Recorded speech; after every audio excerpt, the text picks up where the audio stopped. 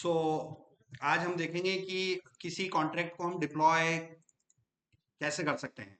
ठीक है, सो हमने जो अप्रोच देखे हैं, how to deploy a contract, how to deploy a contract. So हमने कॉन्ट्रैक्ट को डिप्लॉय करने का हमने प्रोसीजर देखा था। सबसे पहला तरीका हमने देखा था मैनुअल अप्रोच।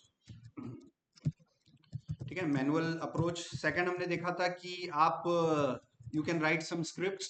ठीक है ना, उस स्क्रिप्ट्स के अंदर आप अपनी फाइल बना के और उसको एग्जीक्यूट कर सकते हैं। सो मैनुअल अप्रोच में you create a solidity file, then second is you compile the solidity file. ठीक है, and manually deploying on blockchain network. ठीक है, सो ये मैनुअल अप्रोच हमारा बहुत टीडियस टास्क था। उसके लिए फिर हमने क्या किया था, एक स्क्रिप्ट बनाई थी और उस स्क्रिप्ट से हमारा इंटरनली क्या हो रहा था, ऑटोमेटिकली कंपाइल भी हो रहा था और ब्लॉकचेन नेटवर्क पे हमारा डिप्लॉय भी हो रहा था। आज उसी अप्रोच को हम थोड़ा सा देखेंगे पर्टिकुलर। सो ये मैंने किया, यहाँ पर मैं अपनी होम डायरेक्टरी में गया, पर्टिकुलर ls-l किया मैंने, cd web3 4 फोल्डर में मैं गया, cd web3। ठीक है ना, सो web3 फोल्डर में मैं गया, web3_4 फोल्डर में मैं गया और ls-l किया मैंने। और मेरे इस प्रोजेक्ट में फ्रंट एंड और बैक एंड दोनों हैं और उनको मैं VS कोड एडिटर में ओपन कर लेता हूँ। सो पर्टिकुलर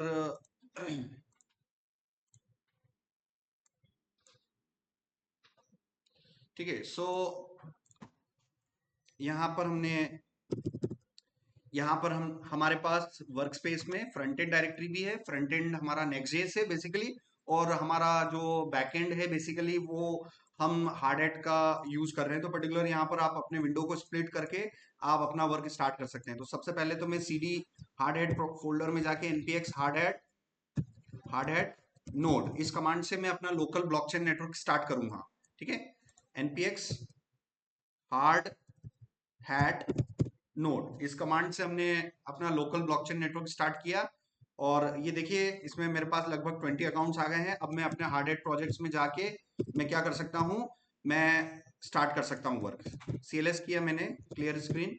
और यहाँ पर हार्ड हैट एग्जाम्पल वाले फोल्डर में आप देखना, कैशे और आर्टिफैक्ट्स नाम की दो डायरेक्टरी बनती है जब आप किसी भी सॉलिडिटी फाइल को क्या करते हैं, व्हेन यू कंपाइल इट। ठीक है ना, सो यहाँ से आप देखना, मैं पर्टिकुलर एक सॉलिडिटी की फाइल बना रहा हूँ a.sol नाम से। ठीक है ना, a.sol नाम से फाइल हम बना रहे हैं और यहाँ पर हम एक कॉन्ट्रैक्ट क्रिएट करेंगे। सो कॉन्ट्रैक्ट मैंने क्रिएट किया उसी नाम से। और ये मेरे कॉन्ट्रैक्ट में कुछ मेंबर्स होते हैं। सबसे पहला मेंबर प्रॉपर्टी हो गया, दूसरा मेंबर यहाँ पर हमारे पास कंस्ट्रक्टर है। ठीक है, दूसरा मेंबर हमारे पास कंस्ट्रक्टर है और तीसरा मेथड हमारे यहाँ पर मेथड्स है। और इसके अलावा हमारे पास पर्टिकुलर बहुत सारे इसके अंदर मेंबर्स होते हैं। सो प्रॉपर्टी, कंस्ट्रक्टर, मेथड, ये तो चीजें हमने कहाँ से सीखी है, क्लास से सीखी है। तो आप W3C में जाके, ठीक है ना, W3C स्कूल्स आप ओपन कीजिएगा, आप जावा स्क्रिप्ट सेक्शन में जाके आपका क्लास पे आप जाएंगे। ठीक है ना, सो आप क्लास सेक्शन पे चले जाना। So JavaScript class is exactly equal to the Solidity contract. ठीक है ना, तो क्लास के अंदर बेसिकली 3 मेंबर होते हैं, प्रॉपर्टी, कंस्ट्रक्टर, मेथड। ये तीनों के तीनों मेंबर आपके कॉन्ट्रैक्ट के अंदर भी होते हैं। इसमें एडिशनल कुछ मेंबर्स होते हैं। ठीक है ना, तो उसके बारे में भी हम 1 बाय 1 देखेंगे। एडिशनल मेंबर्स जो हमारे पास होते हैं, वो होते हैं हमारे पास एरर्स, इन्यूमरेशंस, स्ट्रक्चर्स, स्टेट वेरिएबल जिसे हम प्रॉपर्टी बोल रहे हैं। ठीक है ना, प्रॉपर्टीज। इन्हीं प्रॉपर्टीज को हम कॉन्ट्रैक्ट के अंदर प्रॉपर्टीज नहीं बोलते हैं, क्या बोलते हैं, स्टेट वेरिएबल। ठीक है ना, उसके बाद होते हैं इवेंट्स, फिर मॉडिफायर्स। अब चूंकि मैं तो जावास्क्रिप्ट बैकग्राउंड से आ रहा हूं, मुझे ऊप्स पता है, मुझे ये पता है कि क्लास के अंदर 3 मेंबर होते हैं। ये हमें 3 एरिया हमने क्लास के अंदर डिफाइन कर रखे हैं। अब हम पढ़ने लग गए सॉलिडिटी, तो हम अपना माइंड मैपिंग करेंगे। माइंड मैपिंग मतलब जो चीज हमने जावा स्क्रिप्ट में पढ़ी है उसी का हम थोड़ा सा उसको एक्सटेंड करेंगे। तो बेसिकली 1 2 3 पर हमने यहाँ पर लिख दिया। अब यहाँ पर आप वो चीजें डिफाइन कर सकते हैं कि बेसिकली हम किस तरीके से अपने एडिशनल मेंबर्स हम दे सकते हैं। तो सबसे पहला हमारा मेंबर हो गया एरर्स। ठीक है ना, तो ये जीपीटी के अनुसार ये जो सीक्वेंस है इस तरीके से लिखना चाहिए। ठीक है ना, सो आपके कॉन्ट्रैक्ट के अंदर क्या होते हैं, क्या हो सकता है, एरर्स भी हो सकते हैं आपके कॉन्टेक्स्ट के अंदर, इन्यूमरेशन वाला सेक्शन हो सकता है, स्ट्रक्ट वाला सेक्शन हो सकता है, जैसे मल्टीपल सेक्शन है। बट हमें कुछ इस तरीके से याद रखना है कि पहले नंबर पे हमारा प्रॉपर्टी आ जाए, दूसरे नंबर पे कंस्ट्रक्टर आ जाए, तीसरे पर मेथड्स आ जाए, तो बाकी बची हुई चीजों को मैं कुछ इस प्रकार से लिखना चाहूंगा। जैसे 1 के बाद मैंने यहाँ पर 4 लिख दिया, 4 को मैंने यहाँ एरर्स कर दिया, ठीक है ना। या फिर आप कुछ ऐसा करो, आप कुछ ऐसा करो कि प्रॉपर्टी और कंस्ट्रक्टर एक लाइन में आ जाए, बाकी ये जो एरर्स वेरर्स है इनका सीक्वेंस आप कुछ इस तरीके से कर लो। तो जो फर्स्ट मेंबर है यहाँ पर आपका, ठीक है ना, सो ये फर्स्ट मेंबर है, सो ये एरर हो गया। एरर के बाद हम यहाँ पर किसको ले सकते हैं, इनम्स को ले सकते हैं, इनम्स ले सकते हैं। इनम्स मतलब इन्यूमरेशन, इन्यूमरेशन, इन्यूमरेशन मतलब कोई फिक्स्ड वैल्यूज होगी, उसी में से आप कोई चूज कर सकते हो। इन्यूमरेशन का एग्जांपल हो गया जैसे जेंडर, जैसे जेंडर। अब जेंडर किसका क्या हो सकता है, ये तो मेल होगा या फीमेल होगा या ट्रांसजेंडर होगा, जो भी होगा। तो हमारे पास सिलेक्शन के लिए 2 या 3 ऑप्शन है बेसिकली, इसमें से एक्स्ट्रा आप कुछ चूज नहीं कर सकते हो। तो जब आपके पास कुछ लिमिटेड ऑप्शन होते हैं, उसके अलावा कोई ऑप्शन पॉसिबल नहीं हो, उसके लिए आप क्या लेते हैं, इन्यूमरेशन, ठीक है ना। समझ में आ रहा है। So we have enumeration data types और इन्यूमरेशन सेक्शंस। तो हम जिस प्रोजेक्ट पे काम कर रहे हैं वो हमारा बेसिकली कॉन्ट्रैक्ट से रिलेटेड है, बेसिकली बिजनेस से रिलेटेड है, इंपोर्ट एक्सपोर्ट से रिलेटेड है। तो हमारा ट्रेड क्रिएट होगा, हमारा ट्रेड में पेमेंट रिलीज होगा, तो ये सारी उसकी स्टेट्स हो सकती हैं, कॉन्ट्रैक्ट की स्टेट्स। उन सारी स्टेट्स को हम यहाँ पर इन्यूमरेशन इन्यूमरेशन सेक्शन में हम रख सकते हैं, ठीक है ना। सो यहाँ पर हम जेंडर की जगह हमारा ये हो गया हमारा एस्क्रो, एस्क्रो स्टेट। तो एस्क्रो स्टेट क्या हो सकता है, एक हो गया ट्रेड क्रिएटेड, एक हो सकता है फंड, फंड रिक्वेस्टेड, ठीक है ना, एक हो सकता है हमारा फंड रिलीज्ड, एक हो सकता है हमारा फंड रिलीज्ड। समझ में आ रहा है, मतलब कुछ ऐसी स्टेट जो फिक्स्ड होंगी, उसके अलावा कोई स्टेट नहीं हो सकती। तो फिक्स्ड वैल्यूज को हम किधर रख सकते हैं, इन्यूमरेशन। समझ में आ रहा है। सो चलिए हम इन्यूमरेशन का यहाँ पर देखते हैं। इन्यूमरेशन में हम गए और भी हम देख लेते हैं। एरर्स हो गया, इन्यूमरेशन हो गया, स्ट्रक्चर्स हो गया, ठीक है ना। यहाँ स्ट्रक्ट, स्ट्रक्ट का मतलब स्ट्रक्चर, ठीक है ना, ये स्ट्रक्ट हो गया। उसके बाद इवेंट्स हम ले सकते हैं, उसके बाद हमने क्या ले लिया, इवेंट्स ले लिया। उसके बाद हम ले सकते हैं मॉडिफायर्स, मॉडिफायर्स हम ले सकते हैं, ठीक है ना। तो 1 बाय 1 हम देखेंगे। अभी आज का ऑब्जेक्टिव मेरा ये है कि यार सर आपके पास एक कॉन्ट्रैक्ट है, एम्प्टी है, भले ही उसके अंदर मेंबर कितने आ रहे हैं, 1 2 3 4 5 6 7 8। So in a solidity contract, how many possible members can be there? There are 8 members, ठीक है ना, जिसमें से 3 तो हमारे क्लास के ही आ रहे हैं, ठीक है ना, प्रॉपर्टी कंस्ट्रक्टर मेथड। मगर यहाँ ध्यान रखना है भाई, प्रॉपर्टी नहीं बोलेंगे इसको, बोलेंगे कॉन्ट्रैक्ट के अंदर इसको हम क्या बोलेंगे, स्टेट वेरिएबल्स, स्टेट वेरिएबल्स, ठीक है ना, state variables. So we have state variables, we have constructor, we have methods, and along with we have more members, enum, struct, और ये सारे मेंबर्स हैं हमारे पास, ठीक है ना। 1 बाय 1 एक एक पे रिसर्च करेंगे। आज का ऑब्जेक्टिव ये है कि क्या मैं अपने कॉन्ट्रैक्ट को ब्लॉकचेन नेटवर्क पे डिप्लॉय कर सकता हूं। तो यस मैं कर सकता हूं। मेरे पास 3 तरीके हैं हार्ड हैट के अंदर। सबसे पहला तो मैनुअल अप्रोच। तो मैनुअल अप्रोच में आपको बता देता हूं, और उसके लिए आपको सबसे पहले अपने हार्ड हैट में अगर आर्टिफैक्ट्स और कैशे नाम की डायरेक्टरी पड़ी हुई है तो इसको आप कर लेना डिलीट। सो यहाँ पर जाने के बाद, यहाँ पर जाने के बाद सीएल इसको किया और npx हार्ड हैट कंपाइल, ठीक है ना, npx हार्ड हैट कंपाइल। आपको, आपने सॉलिडिटी का सोर्स कोड लिखा, उस सोर्स कोड को नेटवर्क पर डिप्लॉय करने के लिए एक प्रोसेस होती है। आपको अपने सोर्स कोड को कंपाइल करके उसको बाइट कोड में कन्वर्ट करना होगा, बाइट कोड को फिर आप नेटवर्क पे डिप्लॉय करना होगा। तो ये सबसे पहली अप्रोच तो हो गई हमारी भाई मैनुअल प्रोसेस, ठीक है ना। ये हमारी प्रोसेस कौन सी हो गई, ये मैनुअल अप्रोच हो गई। This is our manual approach. So मैं यहाँ पर आपको बता सकूं, so this is my manual approach, ठीक है ना। सो मैनुअल अप्रोच में क्या है, आप अपनी सॉलिडिटी की फाइल बनाओ। दूसरे नंबर पे आप क्या करोगे, दूसरे नंबर पे आपको सर आपको कंपाइल करना पड़ेगा। और तीसरे की आप तो पूछो ही मत, आपको पता नहीं कौन सी एपीआई कॉल करनी पड़ेगी, जो कि एक कॉम्प्लेक्स वे है। और फाइनली उस वे पे भी जाएंगे तो हम अपने कॉन्ट्रैक्ट को डिप्लॉय कर लेंगे। So this is the toughest task to deploy a contract on the network using a manual approach. समझ में आ रहा है ना? मैनुअल अप्रोच से आप ट्राई करना भाई, हो ही नहीं पाएगा। अगर हो जाता है तो बहुत अच्छी बात है, मगर आपको इतना तो एहसास हो जाएगा कि सर ये आसान तरीका नहीं है, ठीक है ना? सो सबसे पहले मैं मैनुअल अप्रोच बता रहा हूँ। एनपीएक्स हार्ड हैट कंपाइल मैंने किया। ये कंपाइल कमांड करते ही ये बेसिकली क्या करेगा, ये आपके कॉन्ट्रैक्ट्स फोल्डर के अंदर जितनी भी फाइलें पड़ी हुई होंगी उनको रीड करेगा और ये क्या कर देगा, कंपाइल कर देगा। और कंपाइल करते ही ये आर्टिफैक्ट्स बना दिया, कैशे बना दिया। आर्टिफैक्ट्स में जाना, कॉन्ट्रैक्ट्स में जाना और ए डॉट सोल और ए डॉट जेसॉन फाइल। तो आपको समझ में आ गया कि sir npx hardhat compile command से basically it will read the contracts folder and whatever contracts are there, it will pick all the contracts, it will compile it and it will store the bytecode in the artifacts contracts whatever the folder contract जिस नाम का solidity file है उसी नाम का बना देगा और a.json। and we have two important things here, the one is ABI and the second is bytecode, ठीक है ना? सो इंटरव्यू में आपसे पूछेंगे what happens when you compile a solidity file. So मैं क्वेश्चन भी लिख देता हूं, आंसर आपको बताना चाहिए, आपको बताना होगा what happens when you compile a solidity file. So क्या होता है जब आप एक सॉलिडिटी फाइल आप बनाते हो? So we get a ABI code, ठीक है ना, and we get the byte code, ठीक है ना? सो जब भी हम अपनी सॉलिडिटी की फाइल सर कंपाइल करते हैं तो हमें दो चीजें मिलती है।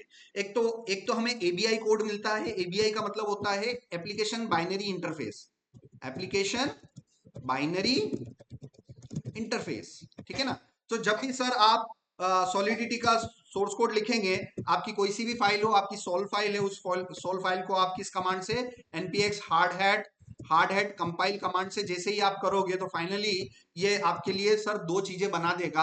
आपके लिए सबसे पहले तो बाइट कोड जनरेट करेगा, आपके लिए क्या करेगा, वो बाइट कोड जनरेट करेगा और दूसरे नंबर पे आपके लिए एबीआई कोड जनरेट करेगा, एप्लीकेशन बाइनरी कोड जनरेट करेगा। वो मैं आपको शीट बता देता हूं यहाँ से स्लाइड्स में से, ठीक है ना? सो वेब3 का स्लाइड्स में ओपन कर लेता हूं और इसके अंदर मैंने मेंशन कर रखा है। So I have created a section, I'll show you now. This is the image. So what happens when you write a contract, and when you compile it, the compiler convert into two sections. The first is ABI and the second is bytecode. Both will be available in a single JSON file. Now you can see that ABI and byte code ये दोनों अड़ोस पड़ोस में है। ये पूरी file जो है ये क्या है, आपकी एक जेसॉन फाइल है। इस जेसॉन फाइल में मिलेगी प्रॉपर्टी कॉलन वैल्यू। इसमें से एक प्रॉपर्टी आपको मिल गई बाइट कोड और वैल्यू की जगह आपको बाइट कोड मिल जाएगा, दूसरा मिलेगा आपको एबीआई और एबीआई की जगह आपको एबीआई मिल जाएगा, एप्लीकेशन बाइनरी इंटरफेस। तो इतनी बात मुझे समझ में आई कि हाँ, मैं अपने एम्प्टी कॉन्ट्रैक्ट को भी मैं क्या कर सकता हूँ, या किसी भी कॉन्ट्रैक्ट को मैं कंपाइल कर सकता हूँ। कंपाइल करने के बाद, अब कंपाइल होने के बाद इस कोड को मुझे वो करना है। तो एक चीज तो समझ में आ गई कि हमें अपने कोड को, सॉलिडिटी कोड को कंपाइल करना पड़ता है और उसके बाद ब्लॉकचेन पे डिप्लॉय करना पड़ता है। ये सारी मैनुअल प्रोसेस बहुत टीडियस है, हार्ड है, बट एज अ बिगिनर आपको समझ में तो आ गया ना कि यार सबसे पहले सॉलिडिटी का कोड लिखा, उसको कंपाइल करना पड़ेगा। कंपाइल करने पर हमें कितनी चीजें मिलेगी, दो चीजें मिलेगी, बाइट कोड मिलेगा, एबीआई मिलेगा, then somehow we will deploy into the network code. Now we will move on to some easier steps, ठीक है ना? अब इजियर स्टेप्स में क्या है, इस प्रॉब्लम को आइडेंटिफाई किया गया डेवलपर्स के लिए कि यार बेचारे डेवलपर बहुत परेशान होते हैं, मैनुअली कंपाइल करना पड़ता है, मैनुअली उनको एपीआई कॉल करनी पड़ती है। तो हार्डहेड वालों ने आपके लिए कौन सा तरीका दे दिया, इजी तरीका दे दिया। इजी तरीका क्या दिया आपको, हार्डहेड लाइब्रेरी के अंदर आपको एक स्क्रिप्ट नाम की डायरेक्टरी दे दी उन्होंने, ठीक है ना? कि आप अपना कोड लिखो, आप अपने इंस्ट्रक्शन लिखो और उस फाइल को रन करो और ऑटोमेटिकली ये जितनी भी मैनुअल प्रोसेस है ये आपके लिए क्या हो जाएगी, और भी इजी हो जाएगी, ठीक है ना? सो यहां पर हमने यहां पर देखा, हमने प्रीवियस क्लास के अंदर हमने देखा कि एक स्क्रिप्ट फाइल थी, एक डिप्लॉय वाली फाइल थी हमारे पास। सो यहां पर इस डिप्लॉय फाइल वाली फाइल को मैं आपको बता चुका हूं प्रीवियस लेक्चर में। उसमें बेसिकली कुछ नहीं है, हमारे पास एक फंक्शन को हम कॉल कर रहे हैं और विम लाइब्रेरी के अंदर एक इंपॉर्टेंट मेथड है, दैट इज डिप्लॉय कॉन्ट्रैक्ट। इस फाइल को मैं जैसे ही रन करूंगा तो मेरा कॉन्ट्रैक्ट डिप्लॉय हो जाता है। तो चलो इस फाइल में अभी अभी जो मैंने फाइल बनाई है, किस नाम से बनाई है, a.sol नाम से, तो रूल क्या कहता है, जो फाइल का नाम होगा वही कॉन्ट्रैक्ट का नाम होना चाहिए। और रूल क्या कहता है, पास्कल केस है ना, सो ए कैपिटल तो ए कैपिटल, ठीक है ना। चलो अब इसको डिप्लॉय करें हम। अभी इस एम्प्टी क्या क्या मैं एम्प्टी कॉन्ट्रैक्ट को डिप्लॉय कर सकता हूँ ब्लॉकचेन नेटवर्क पे? बिल्कुल कर सकते हैं, करके देखते हैं। npx hard hat run scripts folder के अंदर कौन डिप्लॉय डॉट टीएस, और यहां पर आप dash dash network space network और स्पेस यहाँ लोकल होस्ट आप कर सकते हैं। अब यहाँ डिप्लॉय डॉट टीएस वाली फाइल को भी मैं देख लेता हूँ, पढ़ लेता हूँ। यहाँ पर हमने देखो मेन नेट दे रखा है, इस मेन नेट की जगह मुझे यहाँ पर हार्ड हैट लिखना पड़ेगा या फिर लोकल होस्ट लिखना पड़ेगा। तो एक बार हम करके देख लेते हैं, ठीक है ना। सो यहाँ से मैं इसको, यहाँ पर मैंने मेन नेट किया, मेन नेट की बजाय हार्ड हैट किया। हार्ड हैट मतलब लोकल, ठीक है ना। या फिर आप यहाँ पर लोकल होस्ट लिख के भी ट्राई कर सकते हैं, है ना। हार्ड हैट और लोकल होस्ट एक ही बात है। सो मैं यहाँ पर अभी हार्ड हैट लिख के मैं ट्राई करता हूँ और मैं इसको डिप्लॉय करता हूँ। अब देखना जैसे ये स्क्रिप्ट डिप्लॉय होगी यहाँ पर मुझे नए लॉग्स दिखने लग जाएंगे। So hard hat is not defined in your config, so let's try local host. So save किया, ब्राउजर में गए, एक मिनट, हाँ सॉरी, अच्छा कोड में चेंजेस करने पड़ेंगे। यहाँ पर vim dot deploy deploy contract and a, ठीक है ना, ये मैंने दिया। पर्टिकुलर इस पे गए, सीएलएस किया और फटाफट ट्राई किया फिर से। अब ये जो अप्रोच है npx hard hat run, it is the easier version of the manual deploying process. तो हमने कॉम्प्लेक्स वे से, हमें लाइब्रेरी वालों ने, हार्ड हैट वालों ने डेवलपर लोगों के लिए इजियर तरीका दिया। अब इसके बाद भी अब आप देखो कि क्या आपका डिप्लॉय कॉन्ट्रैक्ट हो गया, आपका कॉन्ट्रैक्ट डिप्लॉय हो गया। बट टेंशन यहां पर अभी भी ये थी कि बेचारे डेवलपर को फिर भी डिप्लॉय डॉट टीएस फाइल में बहुत सारे अननेसेसरी इंस्ट्रक्शन लिखने पड़ रहे हैं कि उस लाइब्रेरी की उस मेथड को कॉल करो ना, उसमें ये पास करो ना, वो पास करो। इतने में डेवलपर उसको एक्चुअल क्यूडोबे प्रोजेक्ट में क्या करना है उस पर वो फोकस नहीं कर पा रहा है। डेवलपर, मैं किसी प्रोजेक्ट पे काम कर रहा हूं, मुझे प्रोजेक्ट में क्या काम करना है मैं उस चीज पे फोकस नहीं कर पा रहा हूं। मेरा ज्यादातर टाइम किधर कंज्यूम हो रहा है, उस लाइब्रेरी के कोड को इंप्लीमेंट करने में जा रहा है। इसी चीज को फिर से इसी चीज को इजी करने के लिए आपको the most easiest way, third number पर आपको सेम वही काम, मोस्ट इजिएस्ट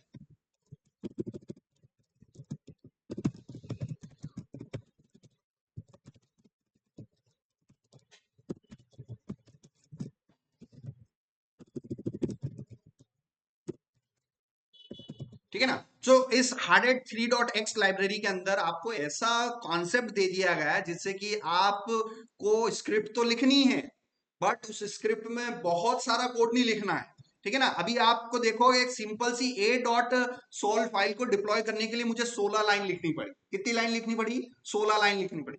अब इग्निशन के अंदर ये 16 लाइन का कोड 6 लाइन में कन्वर्ट हो जाए।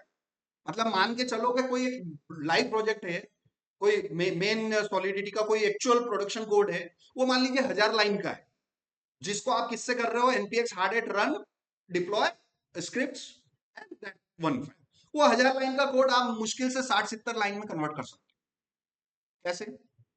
Using ignition. सो अब हम हार्ड हैट इग्निशन वाला देखेंगे बेसिकली। सो यहाँ F11 में गया हार्ड हैट, यहाँ पर इग्निशन आप लिखेंगे गूगल पे, हार्ड हैट इग्निशन। इसकी पहली ही वेलकम पेज पर हम जाएंगे और इसके बारे में थोड़ा बहुत कुछ आर्टिकल पढ़ेंगे फिर करेंगे।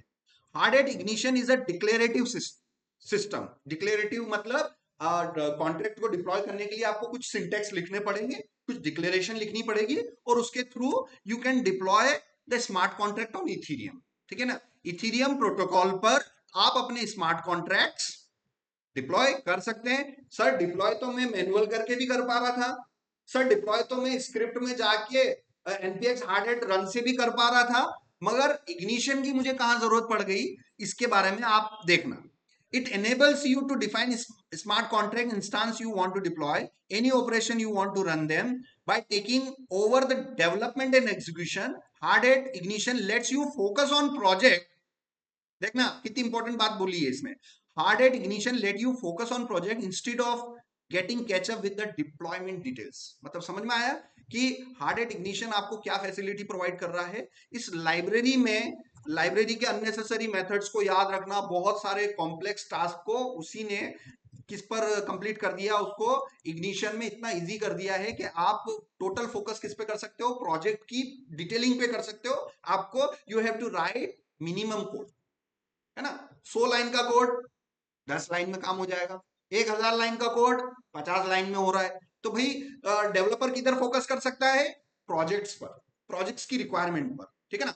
अगर आप कोड पे ही बिजी रहोगे तो आप प्रोजेक्ट पर कब फोकस करोगे, है ना। प्रोजेक्ट की रिक्वायरमेंट में कब क्या कैसे क्या करनी है, ये सारी चीजें आप प्रोजेक्ट पे फोकस नहीं कर पाओगे। इसलिए कोड एग्जीक्यूशन पे कम फोकस करें और प्रोजेक्ट डिटेलिंग पे ज्यादा फोकस करें, प्रोजेक्ट की रिक्वायरमेंट पर कि भाई क्यूडोबे प्रोजेक्ट में आपको क्या करना है, एक्स वाई जेड, जिस भी प्रोजेक्ट पे आप काम कर रहे हो उधर डेवलपर का फोकस ज्यादा रहे, वो कोड एग्जीक्यूशन पे कम रहे, उसके लिए इग्निशन सिस्टम बनाएगा, ठीक है ना। So ignition system is the most easiest way of deploying smart contract. It allow developer to write as minimum as possible, ठीक है ना। ये हमें क्या प्रोवाइड कर रहा है डेवलपर को, कि कम से कम कोड लिख के भी आप अपना स्मार्ट कॉन्ट्रैक्ट वो कर सकते हैं। सो मैं यहां पर इस पूरे कोड को कॉपी किया, फिर से एक और मैं बना दूं, बी डॉट सोल नाम से पेस्ट किया, ए के जगह बी कर दिया, सेव किया, ब्राउजर में गए, ठीक है ना। अब यहां पर मुझे मुझे अब आप देख लेना deploy.ts में आप लाइन काउंट कर लेना। इस deploy.ts फाइल का काम क्या है, कॉन्ट्रैक्ट को डिप्लॉय करना। ये भी कर रहा है कि नहीं कर रहा है, but the problem is that I have to write 16 line of code for deploying an empty contract. मुझे एक कॉन्ट्रैक्ट भी डिप्लॉय करना है ना, तो कम से कम सर आपको 16 लाइन का कोड लिखना पड़ रहा है। Let's deploy with ignition. So ignition deploy करने के लिए इग्निशन जो है इसको आपको अपने सिस्टम में इंस्टॉल करना पड़ेगा, ठीक है ना। You have to install it, ठीक है ना। सो इंस्टॉल करने की पूरी प्रोसेस दे रखी है यहाँ पर, ठीक है ना। अगर आप अपना प्रोजेक्ट स्टार्टिंग में जब हार्ड हैट का डिप्लॉय कर रहा है कर रहे हो तो उस समय वो आपसे पूछता है कि आपको क्या विम के साथ में ये एडिशनल सब कुछ चाहिए, तो आप वो अगर आप कर लोगे तो फिर ये आपको मैनुअल इग्निशन ऐड करने की जरूरत नहीं पड़ेगी, ठीक है ना। सो आपने वो पूरा किया। अब मान लीजिए आपके पास एक कॉन्ट्रैक्ट है, ठीक है ना। सो यहाँ पर एक कॉन्ट्रैक्ट मैंने लिया, बी डॉट सोल नाम का कॉन्ट्रैक्ट लिया। मैं यहाँ पर ऊपर फर्स्ट स्टेटमेंट कंपाइलर डिक्लेरेशन हमें देना चाहिए, यहाँ पर मैंने कंपाइलर डिक्लेरेशन नहीं दिया, तब भी मेरा हो गया, तब भी हो गया। इसका मतलब उसने डिफॉल्ट कंपाइलर इंटरनली कौन सा ऐड कर दिया होगा, जो मैंने हार्डहैट config.ts फाइल के अंदर ऐड कर रखा होगा। But always remember, you always mention your compiler version. So यहाँ पर मैंने पर्टिकुलर यहाँ से इसका इंस्ट्रक्शन लिया, पर्टिकुलर ये इंस्ट्रक्शन में यहाँ से सैंपल इंस्ट्रक्शन यहाँ से ले लेता हूँ, और यहाँ से चूंकि कॉपी पेस्ट किया है तो मुझे अपनी हार्डहैट फाइल खोल के देखनी पड़ेगी, और मेरे इसमें जो वर्जन आ रहा है 0828 वो के वही वर्जन से आपको आगे बढ़ना पड़ेगा, ठीक है ना। क्योंकि आपने जब इंस्टॉल किया है तब आपके इसमें कंपाइलर वर्जन ये इंस्टॉल हुआ है, तो आपको इसी के हिसाब से सारा चीजें कंपाइल करना पड़ेगा। सो मैंने बी डॉट सोल लिखा यहाँ पर पर्टिकुलर। अब यहाँ पर हम बेसिकली हमारे पास इग्निशन फोल्डर के अंदर कुछ मॉड्यूल्स होते हैं, ठीक है ना। सो अगर आपके पास इग्निशन फोल्डर नहीं है तो बना लो, और इग्निशन फोल्डर के अंदर आपको मॉड्यूल्स नाम का एक फोल्डर बनाना पड़ेगा। अब वो फर्स्ट वाले अप्रोच से जा रहे हो तो ये सारी चीजें ऑटोमेटिक बन जाएगी, मगर मैनुअल सेटअप कर रहे हैं तो पूरी प्रोसेस यहाँ पर आपको बताई जा रही है कि इस नाम की डायरेक्टरी बनानी है, मॉड्यूल्स नाम की डायरेक्टरी बनानी है, तो जैसा बोला गया है हमें वैसा करना है। अब आप यहाँ पर देखना, ये इसका एक सैंपल कोड है, ठीक है ना। इस सैंपल कोड को मैंने कॉपी किया, और मैं अब स्क्रिप्ट सेक्शन में मुझे एक फाइल और बनानी पड़ेगी, जैसे मैंने बोल दिया डिप्लॉय बी डॉट टीएस, और इस deploy B dot TS file के पूरे कोड को मैंने पेस्ट किया। अब यहां पर जो है बेसिकली, अब इस पर्टिकुलर फाइल के अंदर मुझे अपना अपना कॉन्ट्रैक्ट डिफाइन करना पड़ेगा, ठीक है। सो मेरे कॉन्ट्रैक्ट का नाम क्या है, बी कॉन्ट्रैक्ट। अब यहां पर आप देखेंगे इसमें, सॉरी, आपको स्क्रिप्ट्स के अंदर नहीं बनानी है फाइल, आपको किसके अंदर बनानी है, मॉड्यूल्स के अंदर बनानी है। यहां से जो आप कोड कॉपी करेंगे, ये हार्डहैट इग्निशन का जो कोड कॉपी करेंगे, ये कोड मैंने कॉपी किया, इस कोड को आपको रखना कहां पर है ये बता रहा है कि आप इग्निशन फोल्डर के अंदर जाओ, मॉड्यूल्स फोल्डर के अंदर जाओ, और आप एक टाइपस्क्रिप्ट की फाइल बनाओ। इन्होंने apollo.ts दे रखा है क्योंकि एक एग्जांपल बता रहे हैं, एक रॉकेट का एग्जांपल बता रहे हैं, अपने को सिंपल करना है। तो we need to deploy B contract. So modules के अंदर यहाँ पर मैं मॉड्यूल्स के अंदर गया, और इसको आप देखेंगे तो यहाँ पर मैंने बोल दिया इसको B module, B module dot TS, ठीक है ना, बी मॉड्यूल डॉट टीएस। और इसका सैंपल कोड मैंने यहाँ पर लिया और इसका सैंपल कोड मैंने यहाँ से पेस्ट किया। अब आप देखना यहाँ पर हमारे पास ये जो काउंटर डॉट टीएस नाम की फाइल है ये रेडीमेड हमें मिल रही है, ठीक है ना, इसको देख देख के हम समझ सकते हैं। यहाँ पर काउंटर डॉट टीएस है तो यहाँ काउंटर मॉड्यूल लिखा हुआ है, ठीक है ना, और अंदर उस कॉन्ट्रैक्ट को जिसको डिप्लॉय करना है उसको कॉल कर रहे हैं। तो सेम टू सेम हम यहाँ पर भी कर सकते हैं।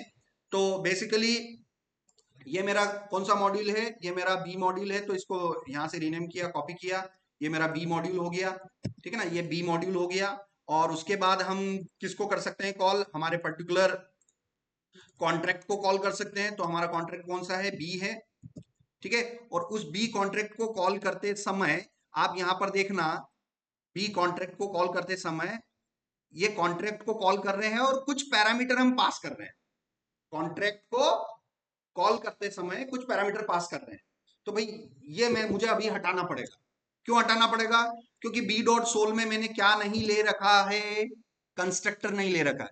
जब भी किसी फंक्शन को कॉल करते हैं तो पैरामीटर पास करते हैं, जब भी किसी क्लास को इंस्टेंशिएट करते हैं तो इंस्टेंशिएशन करते समय भी हम पैरामीटर पास करते हैं। वो पैरामीटर किधर जाते हैं, क्लास के कंस्ट्रक्टर के अंदर जाते हैं। तो बस यहाँ पर यही खेल हो रहा है कि आप किसी भी कॉन्ट्रैक्ट को कॉल करते समय यू कैन पास पैरामीटर्स, ठीक है ना, you can pass contract parameters.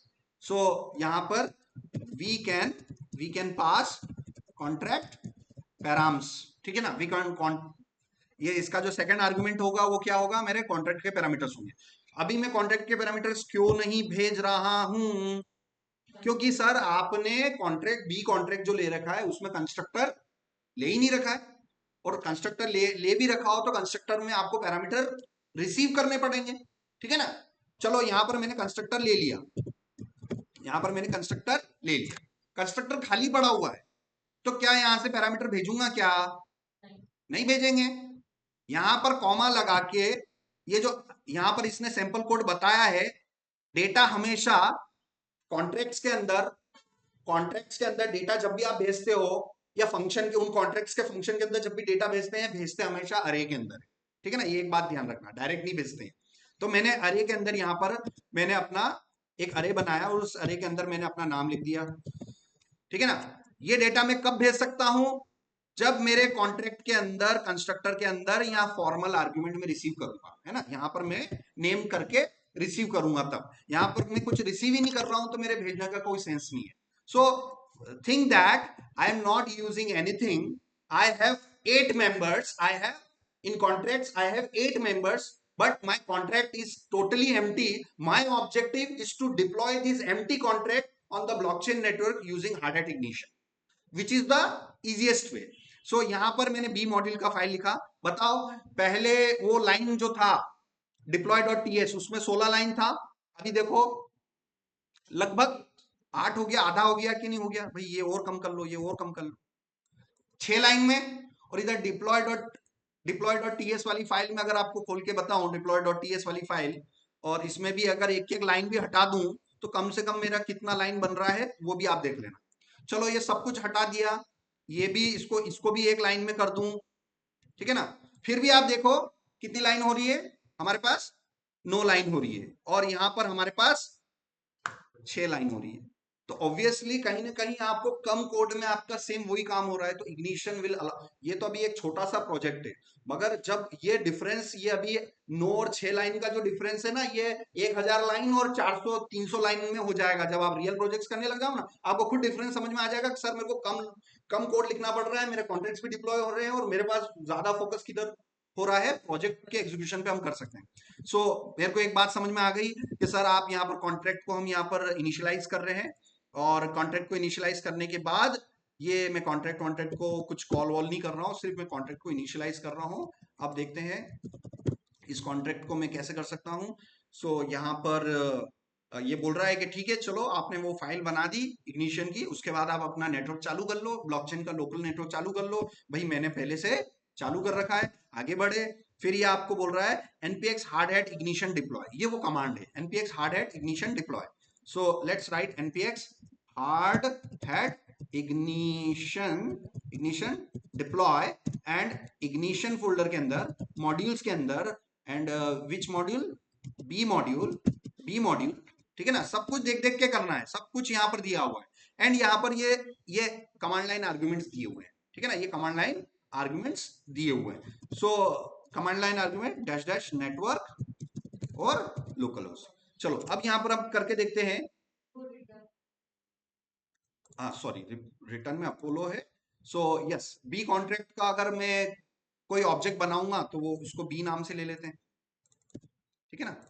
किसी भी क्लास का किसी भी क्लास का आप जो एक्सटर्नल सीईओ बनाते हो तो जरूरी है उसका नाम आप फिक्स होता है कि कुछ भी दे सकते हैं, कुछ भी दे सकते हैं। यहाँ बी क्लास का नाम का ऑब्जेक्ट बनाते समय मैं अपोलो बोलूं, कुछ भी बोलूं, मैं बोल सकता हूं। I can create a class object with any name. So can I create this contract object with any name? Yes, we can. So यहाँ पर अगर मैं अपोलो भी लिखूंगा तो भी कोई इश्यू नहीं आएगा। फिर भी इजियर थिंग के लिए हम यहाँ पर समझने के उद्देश्य से उसको बी क्लास का कॉन्ट्रैक्ट का ऑब्जेक्ट बी बनाया और उसको मैंने रिटर्न करवा दिया। और आप यहाँ पर देखो, आई एम रिटर्निंग, यहाँ लिखना I am returning a JavaScript object, I am returning a JavaScript object. भाई जावास्क्रिप्ट ऑब्जेक्ट किसे बोलते हैं? कर्ली ब्रेसेस को। उसके अंदर कौन होता है? हाँ, है ना, की कॉलन वैल्यू होता है। उसी को आप क्या बोलते हो भाई? Property colon value. उसी को क्या बोलते हो? प्रॉपर्टी कॉलन वैल्यू बोलते हो। एक रूल मैंने आपको ये सिखा रखा है कि भाई सर प्रॉपर्टी का ही नाम अगर वैल्यू हो, अगर आपका प्रॉपर्टी का ही नाम वैल्यू भी हो तो सर आप उसको किस में लिख सकते हैं? शॉर्टकट में लिख सकते हैं। So property colon property, value की जगह जो प्रॉपर्टी का नाम है वो के वही वैल्यू का नाम है, तो उसको आप शॉर्टकट में कैसे लिख सकते हो? Only property name, property, only property. Colon missing है और वैल्यू मिसिंग है, तो बताओ ये यहां पर क्या हो रहा है? ये यहां पर क्या हो रहा है sir? Because the property and value name are same, you are emitting which part? Colon value part, you are emitting colon value part. ये समझ में आया ना? वही करली ब्रेसेस बी क्या है? ये ऑब्जेक्ट ही है, मगर इस ऑब्जेक्ट का जो वैल्यू है एग्जैक्टली वही वैल्यू आपकी प्रॉपर्टी का नेम है, इसलिए आपने इस फॉर्मूला को यूज करते हुए उसको शॉर्ट में लिख दिया। This is way of writing short code, है ना। जब डेवलपर सीनियर, जैसे जैसे आप सीनियर लेवल पर बनोगे आप कोड को छोटा छोटा लिखना सीखेंगे। तो ये वही हो रहा है बेसिकली। यहाँ से हम गए और हमने यहाँ पर मैंने ये रन किया NPX hard hat ignition deploy, और इग्निशन की स्पेलिंग मैंने गलत लिख दिया, ignition, NPX hard hat ignition. अब देखना जैसे मैं इसको डिप्लॉय करूंगा तो देखो सेकंड ब्लॉक बन गया मेरा, सेकंड ब्लॉक बन गया और कॉन्ट्रैक्ट मेरा सक्सेसफुली डिप्लॉय हो गया और ये मेरा कॉन्ट्रैक्ट का एड्रेस भी आ गया, ठीक है ना। सक्सेसफुली मैंने एम्प्टी कॉन्ट्रैक्ट को डिप्लॉय कर दिया, ठीक है ना। तो ये हमारी बात थी कि हमने मॉड्यूल्स को हमें अब कैसे डिप्लॉय करना सीखना है। आप तीनों अप्रोच कर करके देखना। एक मैनुअल अप्रोच, शायद मैनुअल अप्रोच में वो कैसे क्या एपीआई कॉल करनी है, अगर वो हो सके तो वो आप उसको ट्राई करिएगा। मगर स्क्रिप्ट के थ्रू डिप्लॉय करना है तो देखना ही देखना है। मगर जब हम किसी लाइव प्रोजेक्ट पे बैठेंगे तो खुद लाइब्रेरी बनाने वाले रिकमेंड कर रहे हैं कि आपको किस अप्रोच पे जाना चाहिए, इग्निशन पे जाना चाहिए, ताकि आप फोकस किधर कर पाएंगे? अपने प्रोजेक्ट पे फोकस कर पाएंगे, ठीक है ना। तो आप देखिए मैंने एक पर्टिकुलर जो कोड है वो लगभग 6 लाइन के, 5 लाइन के कोड में, देखो 5 ही है, 5 लाइन के कोड पे मैंने एक कॉन्ट्रैक्ट को सक्सेसफुली डिप्लॉय कर दिया। वीआरएस जब हम स्क्रिप्ट अप्रोच पे जाते हैं तो we have to write more than 5 lines, ठीक है ना। समझ में आ रहा है ना? सिर्फ लाइन का ही फर्क है और कॉम्प्लेक्सिटी का फर्क है। इसमें इस स्क्रिप्ट अप्रोच में क्या हो रहा है कि आपको विम लाइब्रेरी की पर्टिकुलर मेथड्स को याद रखने की जरूरत पड़ रही है। समझ में आ रहा है ना कि भाई उस लाइब्रेरी की कौन सी मेथड में क्या करना है, ये चीजें यहाँ पर बिल्कुल अवॉइड कर दी गई, ठीक है ना। ये सब इंटरनल अंडरलाइन एक रैपर बना दिया है डेवलपर के लिए कि इंटरनल डिटेल्स, लाइब्रेरी की इंटरनल डिटेल्स को इस इग्निशन में रैप कर दिया गया है, ताकि डेवलपर को इंटरनल डिटेल्स उसको याद रखने की जरूरत ना पड़े, वो अपने बिजनेस पे फोकस कर पाए, अपने एग्जीक्यूशन पे फोकस कर पाए, ठीक है ना। सो इवन दो हमारे पास इग्निशन लाइब्रेरी है, बट इन टर्म्स ऑफ हमें एज अ नॉलेज हमें पता होना चाहिए कि यस विम लाइब्रेरी के अंदर कॉन्ट्रैक्ट डिप्लॉय नाम की मेथड है और इसके थ्रू हम इसको पर्टिकुलर करेंगे। सो अब वन बाय वन हम देखते हैं यहाँ पर, ठीक है ना। सो यहाँ पर मैंने एक प्रॉपर्टी लिया है।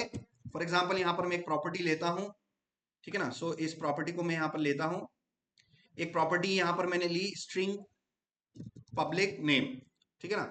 सो फॉर्मूला क्या हो गया यहाँ पर, टाइप एक्सेस मॉडिफायर और वेरिएबल नेम। सो टाइप कौन सा हो गया हमारे पास, स्ट्रिंग हो गया, मॉडिफायर पब्लिक, नेम ये हो गया, ठीक है ना। अब ये हो गया बेसिकली, ये मेरा प्रॉपर्टी हो गया। प्रॉपर्टी का काम क्या है, मैंने प्रॉपर्टी इनिशियलाइज कर दी। सो यहां पर आप बोलो मैंने इनिशियलाइज की, आई एम इनिशियलाइजिंग, इनिशियलाइजिंग, ठीक है। I am initialising the name property, I am declaring, ठीक है ना। आप नेम प्रॉपर्टी को आपने डिक्लेयर किया, इस नेम के अंदर मुझे अपना नाम रखना है, तो सबसे सही जगह कौन सी है, कंस्ट्रक्टर। भाई कंस्ट्रक्टर का काम ही होता है कि अगर आपने कोई वेरिएबल ले रखे हैं और उनमें अगर वैल्यूज रखनी है तो सबसे बढ़िया जगह कंस्ट्रक्टर की है। सो यहाँ पर मैंने कंस्ट्रक्टर लिखा, कंस्ट्रक्टर, कंस्ट्रक्टर, ठीक है ना। यहाँ पर मैंने कंस्ट्रक्टर लिखा और मैं अपने इस वेरिएबल को यहाँ पर मैंने लिया और यहाँ पर मैं अपनी प्रॉपर्टीज को यहाँ पर फॉर्मल आर्गुमेंट में मैं अपना नेम लिखूंगा। सो यहाँ पर मैंने अपना पर्टिकुलर नेम लिखा, फॉर एग्जांपल एन, और यहाँ पर मैंने अपना एन असाइन किया। ये मेरा एन क्या होगा, n is formal argument, formal argument. अब बताओ इस कॉन्ट्रैक्ट को जब मैं इनिशियलाइज कर रहा हूं, इस कॉन्ट्रैक्ट को जब मैं इनिशियलाइज कर रहा हूं, इसकी वैल्यू कहां से आएगी, मेरे मेरे मॉड्यूल वाली फाइल के अंदर। ये जो सेकंड पैरामीटर है यहां पर मैं किस में पास करूंगा इसकी वैल्यू, अरे में, अरे में मुझे यहां पर क्या पास करनी है, वैल्यू पास करनी है। तो मेरे कॉन्ट्रैक्ट के अंदर एक नेम प्रॉपर्टी है, नेम में क्या इनिशियलाइज हो जाएगा, कॉन्ट्रैक्ट का जैसे ही मैं ऑब्जेक्ट बनाऊंगा, ठीक है ना। इस लाइन नंबर 3 को देखो, इस लाइन नंबर 3 पे क्या हो रहा है, बी कॉन्ट्रैक्ट को मैं इनिशियलाइज कर रहा हूं।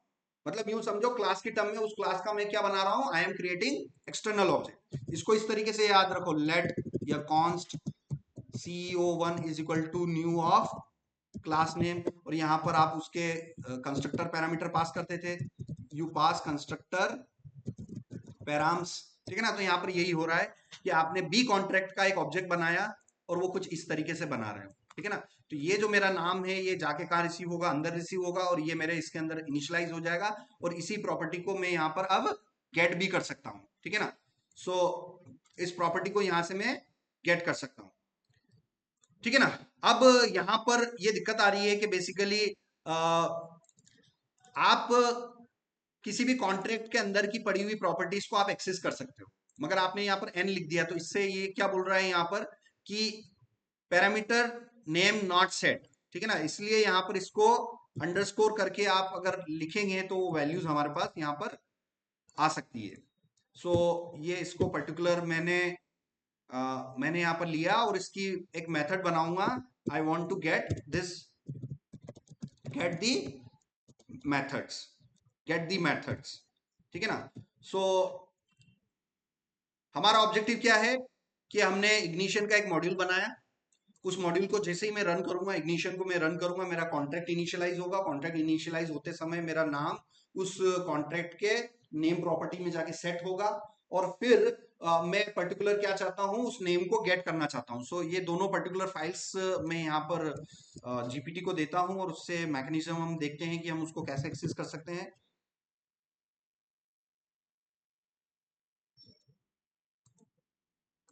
सो this is my B dot sol file, और ये हमारे पास इग्निशन फाइल है, that is b module dot ts. So b module dot ts is ignition slash module slash b module dot ts, और ये मेरा पर्टिकुलर कोड है, और I want to get the name, I want to get the name. So मुझे अपना name gate करना है, तो उसके लिए क्या प्रोसेस है। So you already made name as a public state variable, ठीक है ना। पब्लिक स्टेट वेरिएबल आपने बना दिया है। आपने कॉन्ट्रैक्ट के अंदर जो प्रॉपर्टी ली है ना, उसको ऑलरेडी आपने पब्लिक बना दिया है। पब्लिक बना दिया है मतलब आप अपने कंसोल पे, आप अपने फ्रंट एंड पर आप इस नेम को आप गेट कर सकते हो। So in Solidity public state variable automatically get a getter function, ठीक है ना। सो हमारे पास ऑलरेडी एक गेटर फंक्शन हो जाएगा। So you can so your contract already has an implicit function like this. So जैसे ही किसी प्रॉपर्टी को हम यहाँ पर पब्लिक डिफाइन करते हैं, ऑटोमेटिकली इंटरनली एक फंक्शन हमें ऑलरेडी मिल जाता है वैल्यूज को गेट करने के लिए। आपको अलग से डिफाइन करने की जरूरत नहीं है। आपको अलग से गेट करने के लिए यहाँ पर फंक्शन डिफाइन करने की जरूरत नहीं है। अगर आपने उस प्रॉपर्टी को पब्लिक लिख दिया तो आपको इंटरनली वो फंक्शन मिल जाएगा उसी नाम से, ठीक है ना। तो अगर मेरा नेम है तो मुझे फंक्शन किस नाम से मिलेगा, नेम की कॉलिंग से मिल जाएगा, ठीक है ना। सो मैंने अगर स्ट्रिंग पब्लिक नेम किया तो मुझे किस नाम से मिलेगा, I will I will automatically gate I will automatically get a function with name, ठीक है ना। नेम की कॉलिंग का मुझे ऑटोमेटिकली एक फंक्शन मिल जाएगा। सो बस अब यहां पर हम देखते हैं कि हम इसको कैसे कर सकते हैं। How to get the name in after deployment. You are using ignition and deploy in this script और टेस्ट।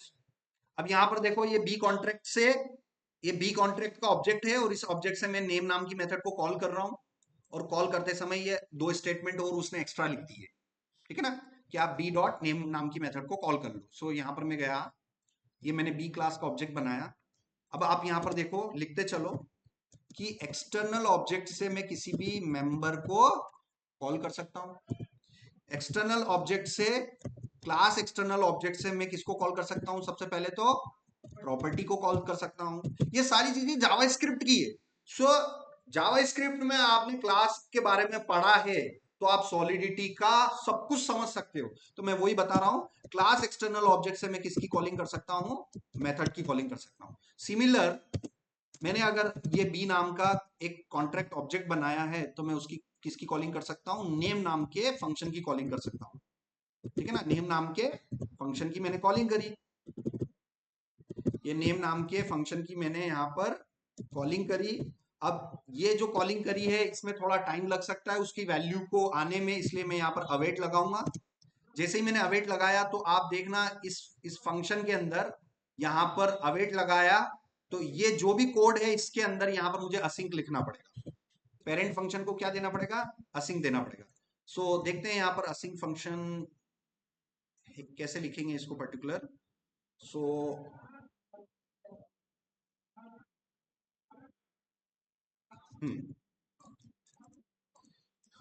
इसको मैंने नेम ले लिया यहाँ पर, कॉन्स्ट नेम इक्वल्स टू ये, और असिंक को मैं हटा रहा हूँ अभी के लिए। और यहाँ पर console console dot log name को कॉल किया, मैंने नेम को कॉल किया। Property name does not exist on type of this. सो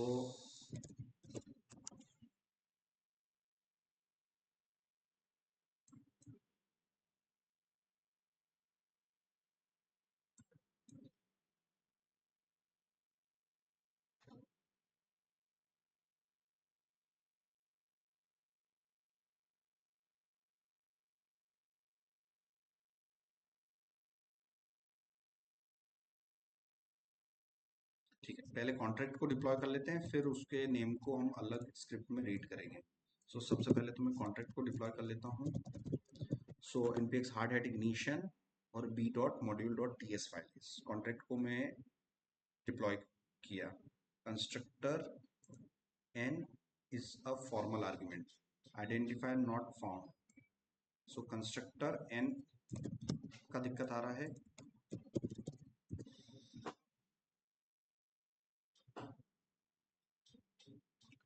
अच्छा, यहाँ पर फॉर्मल आर्ग्यूमेंट में जो भी आप पैरामीटर लेओगे उसका टाइप हमें देना पड़ेगा। सो यहाँ पर हमने टाइप यहाँ पर स्ट्रिंग मेमोरी एन दिया, स्ट्रिंग मेमोरी एन दिया, ठीक है। So p dot sol constructor, formula यही यूज करना है, टाइप एक्सेस मॉडिफायर और वेरिएबल नेम। यहाँ पर भी टाइप देना है, सबसे पहले तो स्ट्रिंग मेमोरी दिया मैंने, और n दिया, इससे ये प्रॉब्लम भी फिक्स हो गई हमारी और ये मेरा कॉन्ट्रैक्ट डिप्लॉय होगा। ठीक है, ये मेरा कॉन्ट्रैक्ट डिप्लॉय हो गया, ये मेरा कॉन्ट्रैक्ट यहाँ पर डिप्लॉय हो गया। अब यहाँ पर अब यहाँ पर बोला गया है कि आपको उस मेथड को एक्सेस करने के लिए आप अपने कंसोल से उसको एक्सेस कर सकते हैं। npx hard hat console, console में जाएंगे और कंसोल के थ्रू आप एक्सेस कर सकते हैं। तो चलो कंसोल से हम एक्सेस करके देखते हैं। और दूसरा क्वेश्चन ये है कि सर ये मेमोरी लिखने से क्या होगा, है ना। स्ट्रिंग पब्लिक एन भी तो लिख सकते थे, स्ट्रिंग पब्लिक एन और स्ट्रिंग मेमोरी एन में क्या डिफरेंस होगा ये भी हम देखते हैं। सबसे पहले तो मैं रीड करके देखता हूँ। सो यहाँ पर रीड करने के लिए आप क्या कर सकते हैं, कंसोल यूज कर सकते हैं। npx हार्ड हैट कंसोल मैंने यूज किया। यहाँ पर देखो हम कंसोल के अंदर आ गए, ये जो एरो आ रहा है ना ये कंसोल के अंदर है। और हमें यहाँ पर जीपीटी जो हमें सैंपल दे रहा है ये हमें ईथर वाला दे रहा है, हमें क्या यूज करना है, विम यूज करना है। सो ये हम बता सकते हैं कि I want to use viem instead of ether. So I want to use viem instead of ethers .js। सो मुझे विम यूज करना है, ठीक है ना। सो उसने अपने को एग्जांपल बता दिया कि पर्टिकुलर आप इसकी बजाय आप विम को भी यूज कर सकते हैं। सो विम हमने इंस्टॉल कर रखा है और ये स्क्रिप्ट अप्रोच बता रहा है। और पहले कंसोल वाला अप्रोच देख लेते हैं। कंसोल वाला अप्रोच कंसोल के थ्रू नहीं बता रखा है, एक स्क्रिप्ट अप्रोच है ना। उसके अंदर read contract ABI and then the function name. So यहाँ पर हमारे पास एप्लीकेशन बाइनरी इंटरफेस है और उसके थ्रू हम करेंगे। सो यहाँ से मैंने एग्जिट किया कंट्रोल डी CLS। और अभी मैं यहाँ पर क्या करूँगा, अभी आप आर्टिफैक्ट्स कॉन्ट्रैक्ट्स v.sol v.json और आप देखेंगे एबीआई का अब आ गया। पहले फर्स्ट टाइम एबीआई जो आप देखेंगे एम्प्टी जब था, एबीआई जो था एप्लीकेशन बाइनरी इंटरफेस क्या आ रहा था, एम्प्टी आ रहा था। क्यों? क्योंकि कॉन्ट्रैक्ट के अंदर एक भी मेंबर नहीं था। अब जैसे जैसे आप मेंबर ऐड करते चलेंगे वैसे वैसे आपका एबीआई सेक्शन फुलफिल होता चलेगा। तो आपने सर बी वाले कॉन्ट्रैक्ट के अंदर आपने सर एक तो प्रॉपर्टी ले ली, सर दूसरा आपने क्या ले लिया, सर आपने एक कंस्ट्रक्टर ले लिया। तो ये सारी इंफॉर्मेशन हमारे उस एप्लीकेशन बाइनरी इंटरफेस के अंदर आ जाएगी कि ये जो कॉन्ट्रैक्ट है ये किन किन चीजों को एक्सेप्ट करेगा, ठीक है ना। तो इसने इनपुट्स में दे दिया कि आप ये इनपुट्स एक्सेप्ट कर रहे हो, इसमें वो फंक्शंस भी आ जाएंगे, इंटरनल फंक्शंस भी आ जाएंगे, ठीक है ना। सो हमारे पास ये इनपुट्स आ रहे हैं, ये जैसे यहाँ पर आप देखेंगे इनपुट नेम, ठीक है ना, इनपुट एन, ये सारे इनपुट एन, ये इनपुट एन क्या है, ये नेम कॉलन नेम क्या है, ये हमारा वो इंटरनल फंक्शन है। This is our internal function. ये किसकी वजह से जनरेट हुआ, क्योंकि आपने प्रॉपर्टी ली और उस प्रॉपर्टी को आपने पब्लिक दे दिया, तो इंटरनली नेम नाम का फंक्शन इम्प्लिसिट जनरेट हो जाएगा। वो एबीआई के अंदर यहाँ पर डिफाइंड हो गया है कि नेम नाम का आपके पास एक प्रॉपर्टी है, एक फंक्शन है, और फंक्शन वो जो आर्ग्यूमेंट है एज एन अरे रिसीव करेगा और वो कुछ इस तरीके से होगा। तो ये यहाँ पर हुआ। अब मैं यहाँ पर इस पर्टिकुलर इसको मैं आर्टिफैक्ट्स को और इनको आप चाहें तो आप डिलीट कर सकते हैं, दोबारा भी कंपाइल कर सकते हैं, या हम एक बार और ट्राई करते हैं इसको। इसको मैंने डिप्लॉय किया, ठीक है। तो ये मेरा डिप्लॉय हो गया है और ब्लॉक हमारा सेकंड ब्लॉक जनरेट हुआ है। अब मैं पर्टिकुलर एक रीड फाइल बना लेता हूं यहाँ से स्क्रिप्ट्स के अंदर, read B dot T S, read B dot T S नाम की फाइल बनाई। और आप देखेंगे कि क्रिएट पब्लिक क्लाइंट,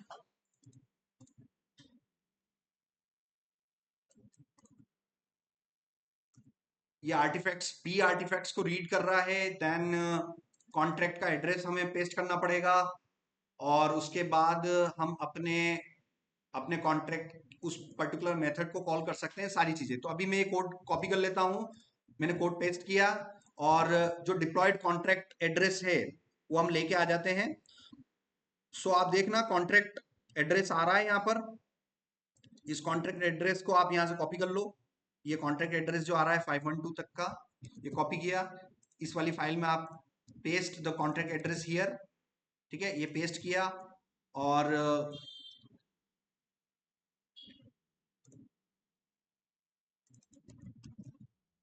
ठीक है, और इसमें मुझे इस पर्टिकुलर कोड में मुझे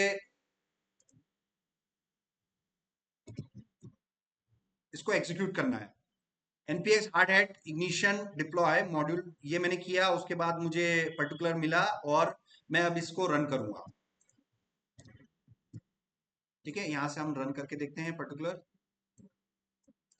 npx hard hat run script read B, sorry,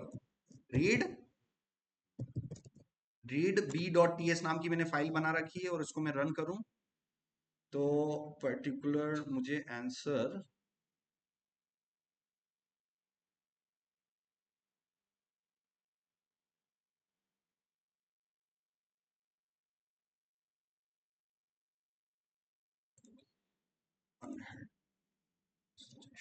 yes, अनहैंडल्ड promise rejection. तो जब भी ये एरर आए ना कि अनहैंडल्ड प्रॉमिस रिजेक्शन वाला कुछ ऐसा आ जाए, तो आपको फिर क्या करना है, इसको आपको वो प्रॉमिस ऑब्जेक्ट में कन्वर्ट करना है। ठीक है ना, promise object PO dot then dot then dot then dot catch dot finally, ये जो ट्रेन है, ट्रेन वाले स्ट्रक्चर में इस मेन फंक्शन को लिखना पड़ेगा। सो यहाँ पर आपका प्रॉमिस ऑब्जेक्ट तो कौन हो गया, मेन फंक्शन हो गया। उसके बाद आप देन लिखना चाहें तो लिख सकते हैं, हमें कैच और फाइनली लिखना है। ठीक है ना, सो ये मैंने कैच और फाइनली लिखा। यहाँ पर कैच में हमारे पास एरर आ रहा है और यहाँ पर एरर आ रहा है, और इसको मैंने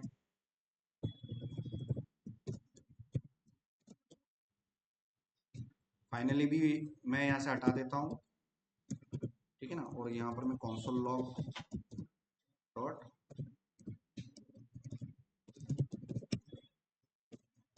ठीक है ना, ये दिक्कत आई थी, मैंने करके देखा था। ठीक है ना, अब आप देखना उसी को मैं रन करूंगा तो इस बार वो रन हो जाएगा। प्रॉमिस ऑब्जेक्ट की दिक्कत नहीं आनी चाहिए, प्रॉमिस ऑब्जेक्ट की दिक्कत नहीं आ रही है।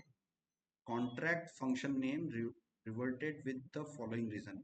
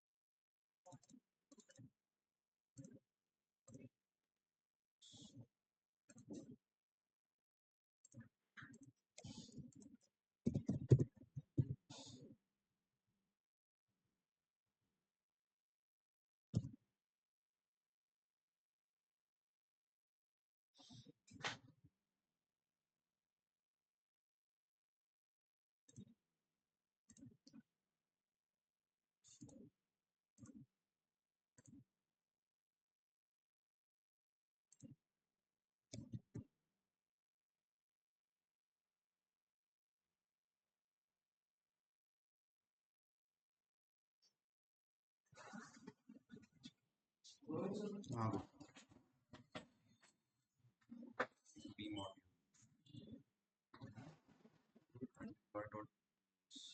डिप्लॉय, सो कॉन्ट्रैक्ट सेव किया, fix hard hat decryption, script run B dot T S local.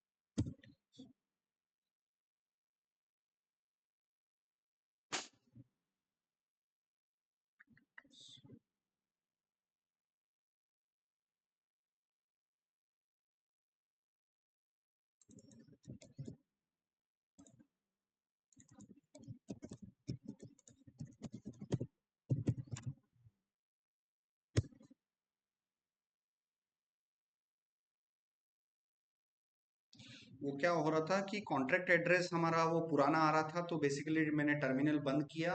बंद करने के बाद मैंने लोकल ब्लॉकचेन नेटवर्क को वापस से स्टार्ट किया। तब मुझे उस कॉन्ट्रैक्ट का एड्रेस मिल गया, वो नेटवर्क पे जो डिप्लॉय हुआ उसका एड्रेस मिला। देन उस एड्रेस को मैंने कॉपी किया और पर्टिकुलर इस रीड वाली फाइल के अंदर मैंने यहाँ पर सप्लाई किया, और उसके थ्रू हमारा जो नेम है वो हम प्रिंट यहाँ पर करवा पा रहे हैं। सो किसी भी कॉन्ट्रैक्ट की पब्लिक इंफॉर्मेशन रीड करने के लिए, चूंकि आपने बी डॉट सोल के अंदर आपने एक प्रॉपर्टी ले रखी, वो भी किस टाइप की, पब्लिक, तो इस कॉन्ट्रैक्ट की ये जो नेम हो गया ये पब्लिक इंफॉर्मेशन होगी। तो पब्लिक इंफॉर्मेशन को विम के अंदर इन्होंने इस तरीके से रीड किया। So you have created a public client, you have created a public client. With the public client you can read the contract, और उस कॉन्ट्रैक्ट को रीड करने के लिए उस कॉन्ट्रैक्ट का आपको एबीआई सप्लाई करना पड़ेगा, एप्लीकेशन बाइनरी इंटरफेस सप्लाई करना पड़ेगा। सो ये एबीआई यहाँ पर इसका एबीआई सेक्शन आपको डिफाइन करना पड़ेगा, कौन सा फंक्शन कॉल करना है, और कॉन्ट्रैक्ट का एड्रेस यहाँ पर हमने दिया है पर्टिकुलर, यहाँ पर हमने इसका एड्रेस दिया है, और लाइक इस तरीके से हम उसकी इंफॉर्मेशन को हम रीड कर पा रहे हैं। ठीक है, इसको एक बार और मैं आपको कल फिर से मैं आपको बताऊंगा, इस पब्लिक क्लाइंट की एक एक मेथड्स में जा जाके प्रॉपर वे में इसको मैं एक बार और क्लियर करवाऊंगा।